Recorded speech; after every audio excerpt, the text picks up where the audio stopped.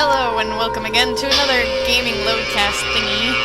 It's Sereni. Obviously you've made it past the first one that I did that was terribly boring. And now we've made it on the scratches, which will actually be a series. So we're gonna get started with that. And we're doing director's cut. The other thing is like an extra bonus majig. A little background about this one. I played the original like a long time ago. I think it was like back in 2005 or 6. And then the director's cut came out, and I wanted to play it, and I bought it, and I never played it. So, I haven't played this in a while. I remember it was really creepy, it gave me nightmares and all that, but other than that, I don't remember much else. It was actually like having really weird issues with everything lately, so like the first time I tried to do this, apparently I had to stop because there was a glitch that I'll explain when we get to it. But yeah, weird things have been happening in this game, and like my electronics and other things. Coincidence? Definitely. I'm not the type to get all scared and be like, eee, scary thing! So, if you're expecting that, be severely disappointed because I don't get easily spooked. Like some people like flip out and jump all around the room. I don't.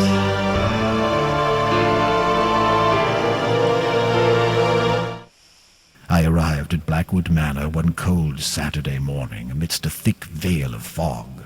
The weather didn't look good, and there was an unnatural calm surrounding the area, yet I soon became entangled with the place. Surprised that was like all black instead of a scene of something. It's a really weird looking car. But then again, I think we're in the 60s? I don't know, that could be a fine car for the 60s. I think we're in New England, but I could be wrong. I don't know where we are.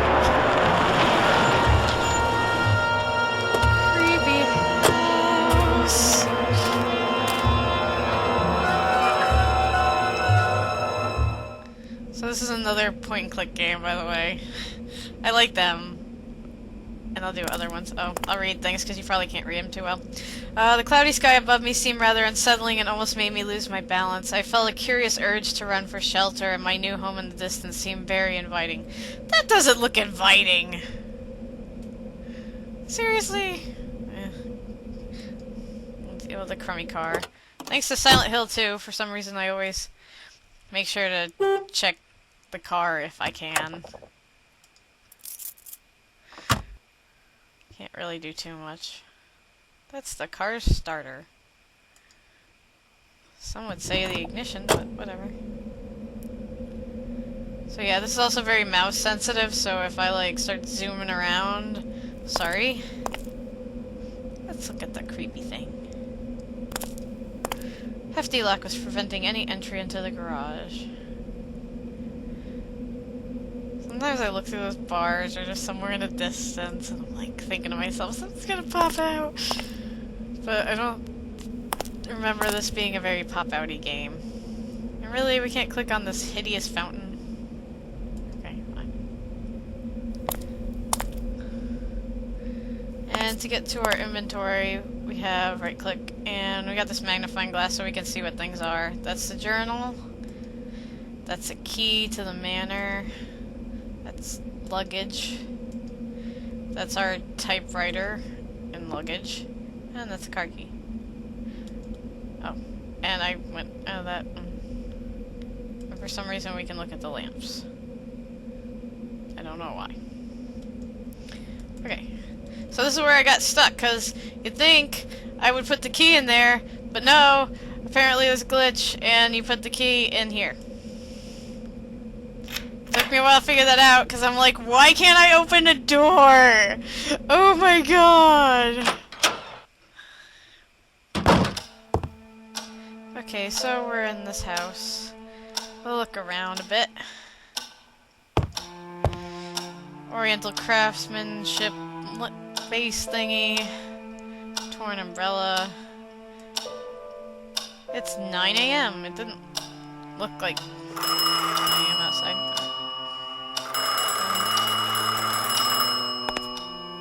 I like these older phones, kinda, except not this one. Hello? Michael, it's me. Hey, Jerry. It's good to hear your voice. I see that piece of junk you got there is working. My thoughts exactly. I was afraid it'd fall apart as soon as I laid my fingers on it. So how did you find everything? Do you like the place? It's hard to tell yet. I'm very impressed, that's for sure. You sound odd. Is everything okay? Yes, it's perfectly fine. It's just that I'm in awe. I mean, pleasantly surprised. This house is like a dream come true. So you do like it? You got me worried there for 1 second. I'm telling you, I'm going to turn this place into a factory of horror stories. Good. You ought to finish that book. I'm rooting for you, mate. You sure everything is in order? Well, I just got here.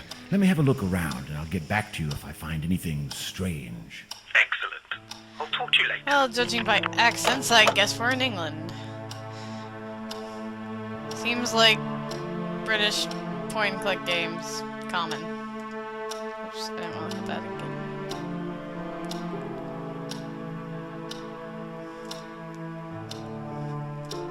Random pictures. These point-and-click games love the heck out of the pictures. I don't think they'll have any purpose later. This thing is really sensitive. Oh, and surprise, surprise, the lights don't work. Isn't that just grand?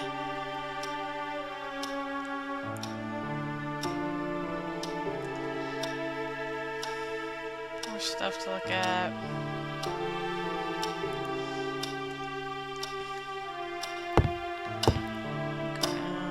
Sorry. Ordinary bass. Piano. I always wanted to be a pianist, but eventually found another use for my fingers. There's no innuendo in that!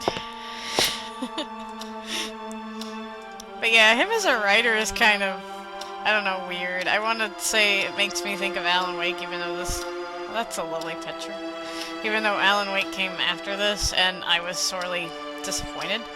But, I don't know. Clock's not working. It's probably something Stephen King-y about it, with like horror writers in their own horror world. Hey, look, music. It's all gibberish to me. Me too. I haven't looked at music sheets since high school?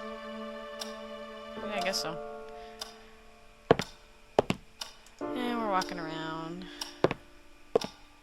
Look at pictures.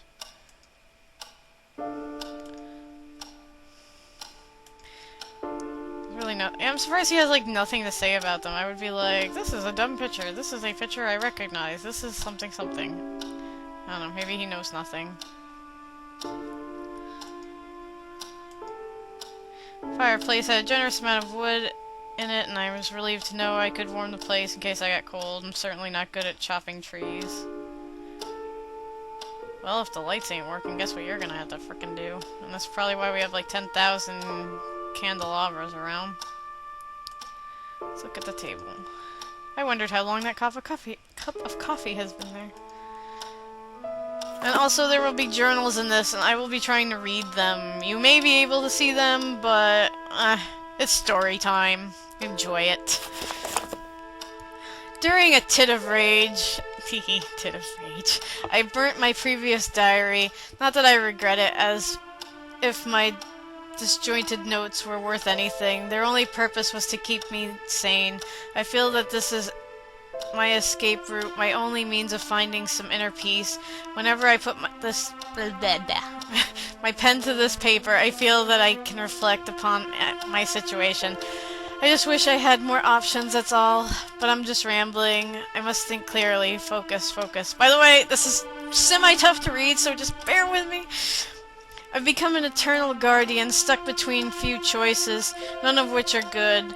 Do I fulfill a promise and violate everything I believe in, the very principles of my life, or am I condemned to spend the rest of my existence in this deadened state, a ghost with no other purpose than to just being here watching? I truly have no escape. I can't find an appropriate solution to this problem, and I must pay the price. I'm a shadow of the man I used to be. Only these notes remain my testament in these moments of meditation, my sole companion. Today I spent the entire afternoon staring at the window, my mind a blank. Oddly enough, I really didn't care. It seems now as though it was something natural for me, a part of my personality. But I know the reason very well. I've lost my soul. I'm an empty shell, devoid of any feeling. I renounced them on that fateful day, and the worst thing is, I knew there were going to be consequences. No, that's not true. Consequences were far worse than I expected. How could I be so blind? I often wonder what would have happened if we had simply reversed it all. What would happen right now if I'd come out and told the world what really happened? No, I'd end up rotting in jail, although that might be a better destiny compared to this eternal suffering. I can't say for sure when it began. I just heard them one morning coming from the next room, the whispers. Are they real? Have I been alone for too long? They won't stop. I can't stand it any longer. Ever since I locked it away, that everything seems to have calmed down a bit. Perhaps James was right after all. It's madness, I know, but at this point I'd be inclined to believe anything. Over the years I was convinced that everything James suffered was misfortune, a whim of destiny. For the first time ever I'm not so sure anymore. I never thought it could happen, but I believe I understand now. If this is so, then cursed be my soul. Poor James. If I had acted in another way, then maybe things would have worked out differently, but it's too late now, and I have to suffer my Calvary. The noise... Calvary? Calvary. Yeah, I said it right. The noises are back, though this time they're different. Before I only hear them inside my head. It is something or someone was whispering, and how to put this, interrupting my thoughts. But now I can really feel them spreading around the house. What are they? I realize the noises are coming from down there. I don't want to think about it anymore. They are unbearable. They just get worse at night. Oh, how I wish it would stop. What is going on down there? I don't dare go nearer. I don't want to know. That says like it was going to be March, but looks like it turns to May. God, how many years have passed? I have lost all sense of time. I have to get out of this place. The diary disturbed me in a way I couldn't explain, yet I felt curious about what had been tormenting that poor fellow. And there's some books.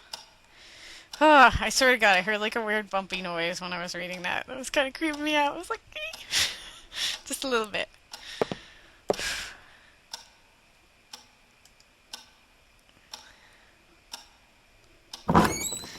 Sorry, sometimes when I open the door, it's freaky too. What's this? Cigars. No, smoking can kill you, especially when cigars are decades old. Heck if I know. That looks like a drawer, though. The little drawer wouldn't open.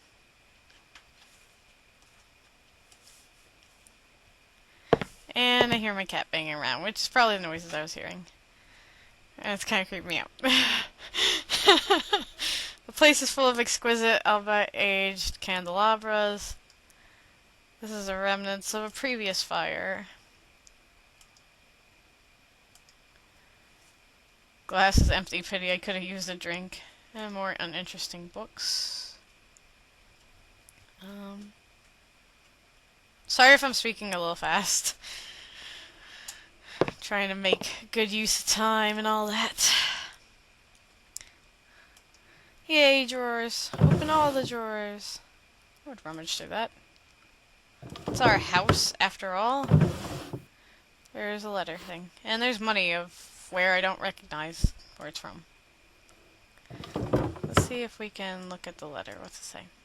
The envelope was empty. Oh, well.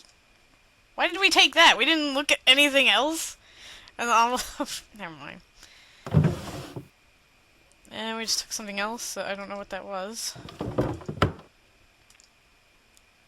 Looks like a boring tool. I'm assuming they mean boring as in bore through things, not I'm bored of this tool.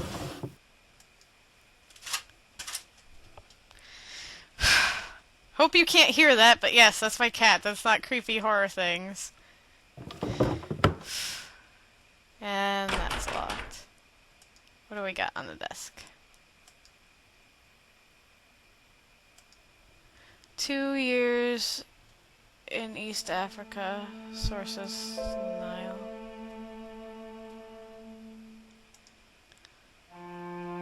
And here's a big journal of reading. So let's sit back and have more reading time, shall we? The construction of the railway bridge is almost complete and went smoothly.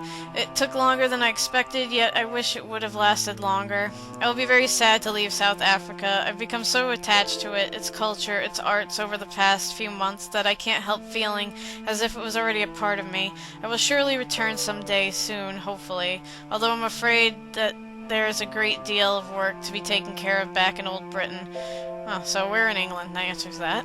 Fortunately, I've made good friends here with those who are ecstatic about my new appreciation of their country. They have offered me some wonderful objects as a token of gratitude, which I have already created and got ready to ship, along with many trinkets I bought myself. It looks like I'm about to start a very substantial collection. It's a good thing Catherine agreed to move into our new home, although I fear several renovations will have to be made, even more if I'm intending to start a serious new hobby. It seems I'll have to get back to work. John Patterson has just told me some natives are causing trouble, a very unfortunate thing, although I'm secretly rejoicing. The natives won't leave. It's not like they're causing trouble, so much as they're unsettling our workers. The only complaint so far has been distraction. They just stand there between the trees staring at us without blinking an eye. I've watched them for a few minutes and they truly seem like something statue. Tenebris? Oh. At first it was just annoying, but lately it has become downright creepy. They seem to be stalking us, so it's not like they're hindering the construction, but there's a general uneasy feeling as if they were about to jump at us at any moment. I think I will hire some protection as a measure of precaution. Fascinating. I've been looking into the natives. They live in a nearby village and are a very small group, yet they seem to manage quite well. I had thought of them as quite an uncivilized tribe, but their movements are calculated and one can perceive a sense of careful organization in their task. Oddly enough, they seem to be very brutish and their aspects look awful, although I couldn't take a good look at their facial features as I followed one of them completely on my own, and it could have been dangerous getting any closer. Although the village is poor and very rough, but some of the shacks leapt out as inviting or special. It made me very curious. I will try to come closer tomorrow. My second expedition to the village of natives has been foiled by an unexpected problem at the bridge. I'm afraid it's due to a slight miscalculation on my part, an indication that I should be focusing more on the task at hand and put my sudden love for all African things aside for a moment. It was my fault and I accept it. They are at it again, lurking beyond the forest. It's amazing how they've changed our perception of the surroundings. At first we were delighted by the quiet nature of this place. Now we fear what horrors might be concealed in the dark and foreboding cloak of trees. The tops loom above us, overshadowing the bridge, and strange noises haunt our meals. Even the river telling ungodly secrets. We could be, of course, a bit more sensitive towards distractions, but I can't help feeling the area has in fact become more sinister. And yet I'm still looking forward to satisfying my curiosity about the tribe. At last I found something more about the neighboring tribe. This is an incredible finding, and I just can't withhold my excitement. Some elders at the local town happen to know about them, but only through stories they heard. The most surprising thing is that the tribe was assured to be extinct long ago, but according to my vague descriptions, the elders think that they could be dealing with a legend here. Everything they ever learned of them was from their childhood, when the tribe was stalking the town, much in the same way they have been stalking us. People call them the I don't know what that is. As much as the sound of screams heard echoing late at night. They come out into the streets and see an evil glitter atop a hill in the distance. Some would say it was a fire, others the cursed spirit of an ancient god. Whatever it was, they say the bright light and these fantastic screams was bone-chilling. The macabre scene would suddenly stop just as it had begun, out of nowhere, never to be seen again in the days to come. Intervals between the horrible nights became longer and longer, until they soon faded into oblivion. The tribe apparently had retreated back into obscurity until now. They were later known as the Dalmar, a rather more scientific name, although none of the people I spoke with could possibly remember its origin. I find it extremely surprising that nobody has ever heard about this tribe with the exception of a few townspeople. They must be incredibly rare, and judging by the stories passed on from generations in this town, very old. I will confess that I've become nearly obsessed with this strange tribe. I see them as the most prized goal of my appreciation towards all South African things, a dangerous yet irresistible reward. I feel as if they were here by my discovery. I simply have to study them before leaving. I fear I won't have the chance to ever again, and it has become an important goal of mine, even more important than finishing the bridge. Finally, I've managed to see them. My God, what a disturbing spectacle. When I arrived, they were moving around the village very slowly, without speaking or communicating with each other, each minding his or her business, completely alien to the rest of the world. They were filthy looking, coarse, downright disgusting. I couldn't see any weapons, but they could have been stored elsewhere. It was all very strange behavior in a tribe. They must be quite unique. Then, as if they had suddenly all become possessed by some wild spirit, they began shaking spasmodically? Something. And screaming mad. Some of them dropped to their knees and lifted their heads to the sky, eyes blank and moaning in an indescribable way. Two of them walked away, still in that monotonous and slow manner, and a great contrast to the rest of the scene, into a shack. The next minute they brought out into the open an odd-looking mask. Its shapes, colors, and overall looks, while unsettling, were mesmerizing, and I felt instantly hypnotized by it. It rendered my modest collection of African curiosities into dull and uninteresting items. The mask was very ominous, and the whole tribe seemed to greatly revere it. Soon they began to gather around and move in circles, fluttering and chanting in a guttural psalm. Judging by their motions and the aspect of the whole ritual, it must have been some kind of war ritual. I'm not sure how to explain what happened next, as I feel my pulse is already throbbing. Words fail me to recount the most disturbing thing I've ever witnessed. One of the male villagers walked into the middle near the mask by his own will. It was almost automatic act. All of a sudden the remaining members became silent. I can't tell for how long it lasted. I was too afraid to breathe. I think Dalby, wherever the heck that is, and the others were also scared. They wouldn't even blink. I remember being soaked wet and expectant. No comment. The silence was so unnatural. Then a few members separated from the people circling the mask and jumped on the single villager, beating him to death. To be completely faithful to the event, the small crowd tore him apart. They grabbed his legs in twos and threes and twisted them in a manner I dare not describe. His face was disfigured with their bare fingernails and teeth, and the torso soon disappeared under the frenzied tangle of hands. In a matter of minutes, the villager was turned into a red sack of bones. Not one of the attackers had the compassion to snap his neck during the sickening process. It was all very methodical, as if it was another mundane task. The most terrifying aspect, though, was the victim didn't even cringe. The silence was so deep I could hear his flesh ripping. Would expect any living creature to scream its guts out in such condition. I can't tell whether he was drugged or half asleep, but I did recognize him dancing like everybody else before walking into the middle of the circle. It was the most outrageous and sadistic sacrifice I've ever heard of. I don't think I will ever forget what I saw. My intentions of approaching further, even if they didn't have any weapons at hand, vanished. Those creatures, I dare not call them human beings, could have killed the whole company in a blink of an eye with their rage. They seemed to be completely out of themselves and willing to destroy anything in their path. While the images of the sacrifice still haunt my thoughts, I still can't seem to forget that mask. It was so deceptive and simple, and yet perfect in design. I haven't seen anything like it. I surely would have loved to take a better look. I feel the Dalmar, dangerous as they are, could be the most important ethical find in decades. What I've seen today is crying out for some further investigating. I just can't leave them like that. I would never forgive myself. And the mask, that mask. By the way, that page is ripped, and so I had to, wing that a little bit. You're welcome. Okay, so we're gonna stop here. Let's see, I was ecstatic after reading the journal. The material was incredible. So we're gonna stop here because I've read to you almost this whole time, and I'm sure it's quite boring. Well, actually, that was kind of interesting a little at the end. But when they talk about mask, all I keep thinking is Majora's Mask, and it's like, creepy, dancy mask-nesque. Okay, anyway, remember to like, comment, subscribe.